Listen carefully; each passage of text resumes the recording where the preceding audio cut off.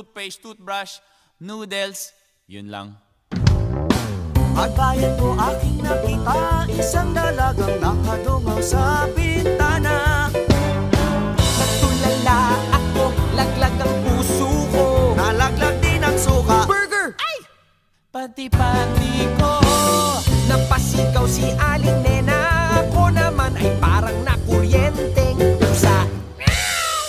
Ngunit natanggal ang hiya nang makita ko na nakatawa ang dalaga.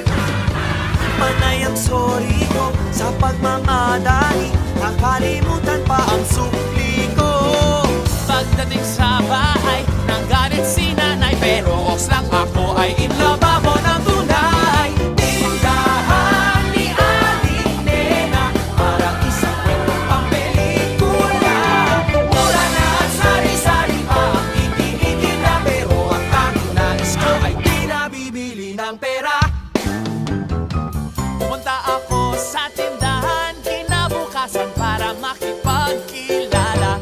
La la la la la.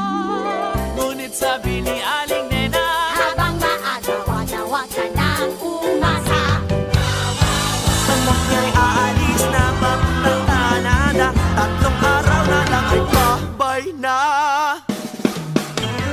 tindahan ni Aling Nena, parang isang kwentong pampelikula. Mura na at sari-sari pa ang itinitira, pero ang tanging nais ko ay di nabibili ng pera. Hindi mapigil ang damdamin, ako'y nagmakaawang ipakilala. Payag daw siya kung araw-araw meron akong binibili sa tinda niya. Ako'y pumayag at pinakilala niya sa kanyang kaisa-isang dalaga. Ngunit na makilala, siya'y